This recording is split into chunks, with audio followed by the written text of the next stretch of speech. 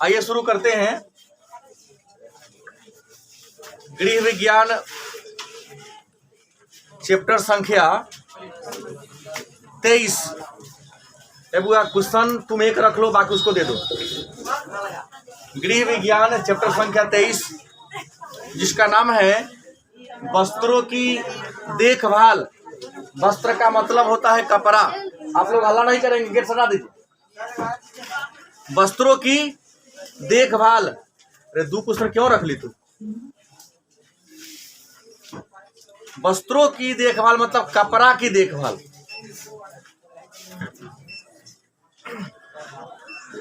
तो सबसे पहले जान ले वस्त्र है क्या। तो आपका उत्तर होगा वस्त्र हमारे शरीर को ढकने वाला एक आवरण है। वस्त्र क्या है?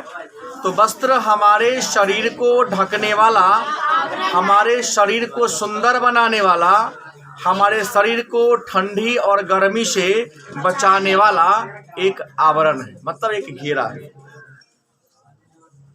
तो वस्त्र चूंकि हमारी सुरक्षा करता है, हमारे शरीर के निखार को बढ़ाता है, हमारे शरीर को निखारता है, अतः वस्त्र की देखभाल करना एक महत्वपूर्ण काम है।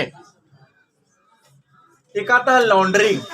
2 नंबर का प्रश्न पूछा जाएगा, लॉन्ड्री क्या है?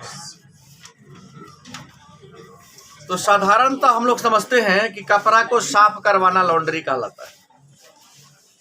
लॉन्ड्री एक जगह होता है, एक दुकान होता है, जहां पर हम सब अपने गंदा कपड़ा को देते हैं। वह गंदा कपड़ा क्या कर देता है? साफ कर देता है, लॉन्ड्री कहलाता है। लेकिन यहाँ क्या है? धुले वस्त्रों को, माने धोए गए कपड़ा को सूर्य की गर्मी या घास पर सुखाकर तह लगाना, घास पर सुखाकर तह लगाकर रखना क्या कहलाता है? लॉन्ड्री कहलाता है। ए बुआ तू लोग गुनगुनाओ नहीं तो कहते रोक दो काम। अब है वस्त्रों की देखभाल के नियम। आपका जो वस्त्र है, आपका जो कपड़ा है, कपड़ा को देखभाल करने का तरीका क्या है, नियम क्या है, रूल क्या है? तो कपड़ा को देखभाल करने का पहला नियम है कि वस्त्रों को झाड़ना तथा हवा लगाना। एक बार ये नहीं कि चौपेट के अलमीरा में रख लिए, पेटी में डाल दिए, बोरा में कस दिए, अब 6 महीना के बाद पहनना है तो 6 महीना के बाद निकालेंगे। नहीं, बीच बीच में 15 दिन, 20 दिन, 1 महीना पर उसको निकालेंगे, थोड़ा सा उसको झाड़ेंगे और हवा लगाएंगे ताकि उसमें किसी प्रकार का जीवाणु वगैरह का प्रवेश न हो सके। दूसरा, फटे वस्त्रों की मरम्मत करना। अगर कपड़ा फट जाए, अगर उसको सुरक्षित रखना है तो सबसे पहले धोने से पहले, आयरन करने से पहले, अलमीरा में रखने से पहले उसको मरम्मत करना। चाहे बटन टूटा क्यों ना हो, कहीं पर हल्का सा फट गया क्यों ना हो, तो मरम्मत करने के बाद ही धोना, इस्त्री करना या अलमीरा में रखना। वस्त्रों पर लगे दाग को छुड़ाना। जैसे यहाँ पर एक दाग लगा हुआ है कहीं ना कहीं, हमारे ही कपड़ा पर कहीं ना कहीं होगा, दिख नहीं रहा है, फुट गया शायद। केला के पत्ता काट रहे थे, यहाँ पर क्या हो गया? गिर गया। तत्काल उसी समय उसको साफ कर देते तो ठीक हो जाता। हमने देर कर लिया, इसे छूटने में क्या लगा? देर लगा। तो जो दाग लग जाए उस दाग धब्बा को छुड़ा देना और वस्त्रों को उनके प्रयोग के अनुसार संग्रह करना। गर्मी वाला वस्त्र का अलग थक होगा, ठंडी का जो ऊनी वस्त्र होगा उसका अलग होगा, जो ऑफिस वाला ड्रेस होगा उसका अलग थक होगा, ताकि आराम से निकालने में किसी प्रकार की परेशानी। वस्त्रों की क्या करना? धुलाई करना। अब प्रश्न है, तो धुलाई के प्रमुख तत्व कौन कौन है? तो धुलाई के जो सबसे प्रमुख तत्व है वह जल है। क्या है? जल। और एक डिटर्जेंट। धुलाई के माने कपड़ा को साफ करने में की जो सबसे प्रमुख तत्व है वो कौन है? जल। जल माने पानी। और दूसरा क्या है? तो साबुन और डिटर्जेंट। जल, साबुन और डिटर्जेंट माने साबुन और सर्फ, इन्हें उपकरण है। अब जल की बात करते हैं। जल क्या है? तो हाइड्रोजन और ऑक्सीजन का एक निश्चित अनुपात में मिलने से जल का निर्माण होता है। और आपको बता दें, जल दो प्रकार के होते हैं। जल कितने प्रकार के होते हैं? एक मृदु जल माने मीठा जल, वह जल जो पीने के लायक हो, वह जल जो पीने के उसे कौन जल कहेंगे? और दूसरा कौन है? कठोर जल। दूसरा कौन है? वह जल जिसमें calcium sulphate, magnesium sulphate, calcium hydrogen carbonate, magnesium hydrogen carbonate अशुद्धि के रूप में मौजूद होता है, उस जल को हम क्या कहते हैं? कठोर जल। मतलब जल के कठोरता के लिए कौन तत्व जिम्मेवार होता है? तो calcium sulphate, magnesium sulphate, calcium hydrogen carbonate, magnesium hydrogen carbonate. याद रखो, कैल्शियम और मैग्नीशियम के सल्फेट और कैल्शियम मैग्नीशियम के कार्बोनेट, ये जल के कठोरता के लिए जिम्मेवार है। और कठोर जल से अगर कपड़ा धोगे तो कपड़ा का रंग खराब हो जाएगा, और कठोर जल में झाग नहीं बनता है, माने फेन जिसको कहते हैं, फेन नहीं बनता। अब है जल के कठोरता के रूप। पानी जो कठोर होता है जल, यह जल कठोर दो तरीका से होता है। जल के कठोरता के कितने प्रकार हैं? दो प्रकार हैं। पहला अस्थाई कठोरता, दूसरा अस्थाई कठोरता। पहला कौन है? अस्थाई कठोरता, और दूसरा कौन है? अस्थाई कठोरता। प्रश्न है कि अस्थाई कठोरता क्या है? तो कैल्शियम सल्फेट और मैग्नीशियम सल्फेट यह जल को अस्थाई कठोरता का के लिए जिम्मेवार है। माने जल अस्थाई रूप से कठोर है, हट नहीं सकता है, उसके लिए कौन जिम्मेवार है? कैल्शियम सल्फेट और मैग्नीशियम। और अस्थाई, उसको साधारण विधि से ठीक किया जा सकता है, तो कैल्शियम हाइड्रोजन कार्बोनेट और magnesium hydrogen carbonate. Calcium hydrogen carbonate और मैग्नीशियम, सीधा हिसाब है, कैल्शियम सल्फेट मैग्नीशियम सल्फेट अस्थाई कठोरता के लिए, और कैल्शियम कार्बोनेट और मैग्नीशियम कार्बोनेट, हम इसको यहाँ से मिटा दे, कोई दिक्कत नहीं है, याद रखना इतना ही है। कैल्शियम और कार्बोनेट और मैग्नीशियम कार्बोनेट अस्थाई कठोरता के लिए। कई बार कंपटीशन में प्रश्न आता है कि अस्थाई कठोरता के लिए जिम्मेवार कारक कौन है? तो कैल्शियम सल्फेट और मैग्नीशियम सल्फेट। अस्थाई कठोरता के लिए कैल्शियम कार्बोनेट और मैग्नीशियम कार्बोनेट। अब है जल के कठोरता को नियंत्रित करने के उपाय क्या है? यदि जल कठोर हो जाए तो कठोर जल को नियंत्रित करने का, ठीक करने का उपाय क्या है? तो कठोर जल के नियंत्रित करने का उपाय है कि अगर उस जल से आप कपड़ा को साफ कर रहे हैं तो पानी को गर्म कर दो। क्या कर दो? पानी, मतलब जो जल है उस जल को गर्म करके तब उस पर डिटर्जेंट का प्रयोग करें, बिना गर्म किए प्रयोग ना करें। दूसरा तरीका कहता है, जल को नरम बनाने के लिए एक केमिकल आता है, केमिकल का हम क्या करेंगे? प्रयोग करेंगे। उसमें चूना डाल दो। क्या डाल दो? चूना डाल दो। चूना भी जल के कठोरता को क्या कर लेता है? नियंत्रित करता है। फिटकरी भी, फिटकरी समझते हैं ना? तो चूना, फिटकरी, कोयला जल के कठोरता को नियंत्रित करने का काम करता है। कठोर जल से धुलाई के लक्षण, अगर कठोर जल से कपड़ा को साफ करते हैं तो याद रखेंगे उसमें झाग नहीं बनेगा, माने फेन क्या होता है? नहीं बनता है। हाँ, ज्यादा प्रयास करेंगे तो क्या करेगा? झाग बनेगा और कपड़ा बढ़िया से साफ भी नहीं होगा। अब साबुन की बात करते हैं। साबुन क्या है? तो साबुन एक तत्व है जो वस्तु को धोने में, मैंने कपड़ा को धोने में चाहे शरीर को धोने में काम आता है। पूछेगा साबुन क्या है? तो साबुन एक तत्व है जो धोने में क्या होता है? साबुन एक क्या है? तत्व है जो धोने में क्या है? अब कहेगा कि साबुन की सामग्री कौन है? वस्तुनिष्ठ में आता है। तो साबुन का मूल सामग्री 3 गो है, जल, लाई, वसा या तेल, दोनों में से कोई एक। साबुन बनता किससे है? तो जल से, लाई से, वसा या वसा, तेल भी एक प्रकार का वसा ही है कि नहीं? अब है लाई क्या है? जल तो समझते आप लोग है, पानी हो गया। तेल भी समझ रहे हैं, तो पूछते हैं कि लाई क्या है। तो लाई कठोर क्षारीय विलयन है। लाई जो है कठोर क्षारीय विलयन है। जब साबुन बनता है तो लाई मिलाते तो क्या होता है, कठोर हो जाता है। संचा में काट दो और उसको सुखा दो, क्या हो जाएगा, ठंडा हो जाएगा। बात समझ गए? कठोरता लाने के लिए लाई का प्रयोग करते हैं। साबुन के अन्य घटक, ये मूल चीज है, लेकिन इस तीनों के अलावा अन्य चीज भी साबुन में प्रयोग होता है।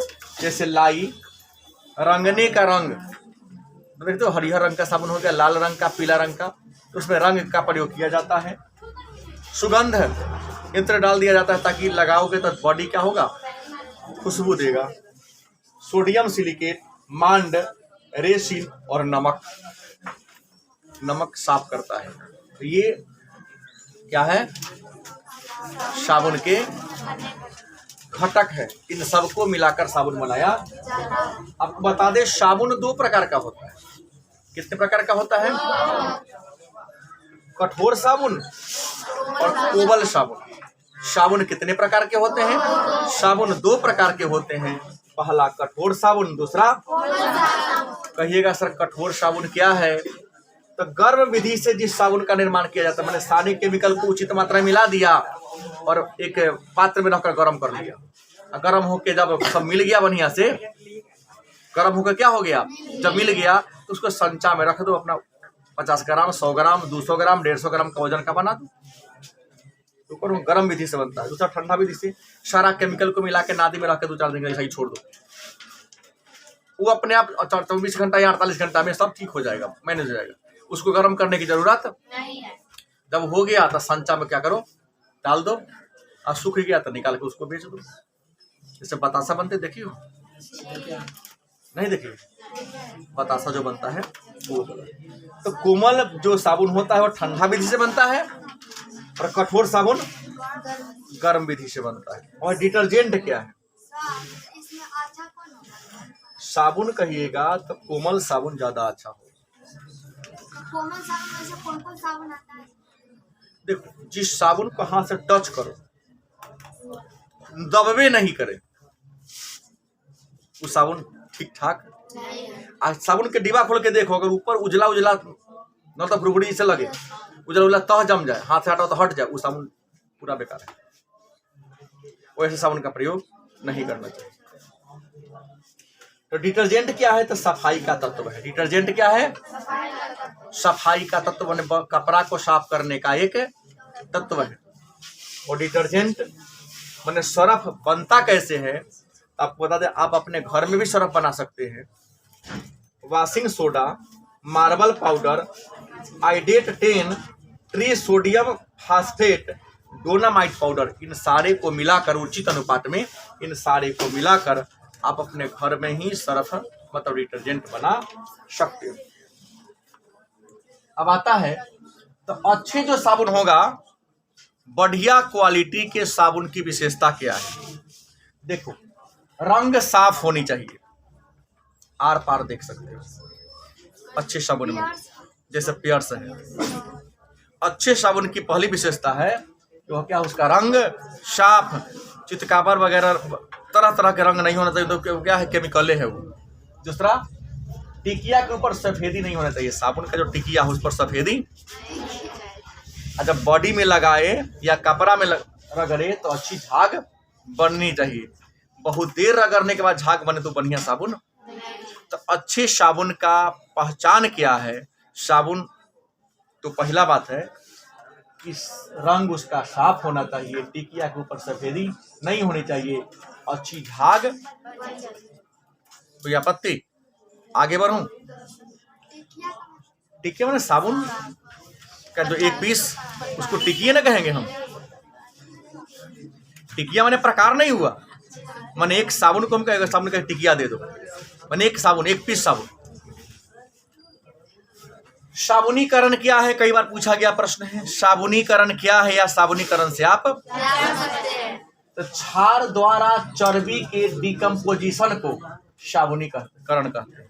क्षार द्वारा चर्बी माने क्षार, अगर आप फैट में, तेल में मिलाओ और गर्म करो और दोनों में आपस में क्या हो जाए, मिल जाए, तो प्रक्रिया को क्या कहते हैं, साबुनीकरण कहते हैं। इसमें चर्बी को सोडियम हाइड्रोक्लोराइड माने NaOH या पोटेशियम हाइड्रोक्लोराइड KOH के घोल को गर्म करने पर साबुन प्राप्त होता है। कहता क्या है कि क्षार द्वारा चर्बी के डिकम्पोजिशन मैंने सड़ा दिया, मिला दिया, और इसमें आप सोडियम हाइड्रोक्लोराइड, इसका संकेत है NaOH, चाहे पोटेशियम हाइड्रोक्लोराइड, आप सोडियम क्लोराइड हाइड्रोक्लोराइड रखो या पोटेशियम को एक एक घोल कर दो, और घोल करके जो घोल बन जाता है उसे क्या कहते हैं, साबुनीकरण कहते हैं। इसी को आप टीवा में पैक कर दो, आपको टिकिया भी खरीदने की जरूरत, टीवा में पैक कर दो और शैम्पू की तरह प्रयोग करो। आप वैसे भी कर सकते हो। जो बड़े बड़े लोग होते हैं, पैसे वाले लोग होते हैं, घर में ही बाथ टब रख ले हैं, क्या करता है, बॉडी में साबुन थोड़ी लगाता है, एक लिक्विड बूंद गिरा दिया उस पानी में, और उसी में टब में क्या हो गया, बैठ गया, अब पानी को रगड़ रगड़ के फिल्म में दिखाता है ना, अपने आप झाग बना देता है, तो उत्तम क्वालिटी का होता है। अब है साबुन में कुछ महत्वपूर्ण वस्तुनिष्ठ प्रश्न है। मांड का उपयोग गर्म विधि से साबुन बनाने में होता है। पूछे प्रश्न आपसे कि गर्म विधि से साबुन बनाने में किसका प्रयोग होता है, मांड का। नमक, क्षार तथा वसीय अम्ल को अलग करने में सहायक है। माने क्षार तथा वसीय अम्ल को अलग कौन करता है, साबुन में या सरफ में क्षार है और वसीय अम्ल है, तो किसके द्वारा आप अलग कर सकते हो, नमक के द्वारा। नारियल के तेल में क्या मिलता है, कौन अम्ल होता है, नारियल के तेल में लॉजिक अम्ल होता है। और कठोर साबुन में क्षार ज्यादा होता है। जो साबुन दबाएंगे दबेगा नहीं, उसका मतलब उसमें क्या है, क्षार ज्यादा है। तो कठोर साबुन में क्या ज्यादा होता है, क्षार ज्यादा होता है। और मुलायम साबुन में फ्लैक्स ज्यादा हो। और मुलायम साबुन किस रूप में मिलता है, फ्लैक्स के रूप में मिलता है। बोलो, और प्रश्न है किसी को। फ्लैक्स एक प्रकार का तत्व है जो साबुन को मुलायम बनाने में हमारी क्या करता है, मदद करता है।